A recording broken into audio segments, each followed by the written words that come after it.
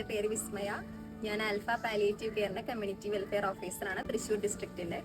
സൃഷ്ടി എന്ന് പറയുന്ന ഓർഗനൈസേഷനായിട്ടും അതിലത്തെ ഇൻസ്പയർ ടീം മെമ്പേഴ്സിനായിട്ടും നമ്മൾ കണക്ട് ചെയ്യുന്നത് ലീഡർഷിപ്പ് ട്രെയിനിങ്ങിന്റെ ഭാഗമായിട്ടായിരുന്നു. 21 തൊട്ട് 23 വരെയായിരുന്നു നമ്മുടെ ലീഡർഷിപ്പ് ട്രെയിനിങ്.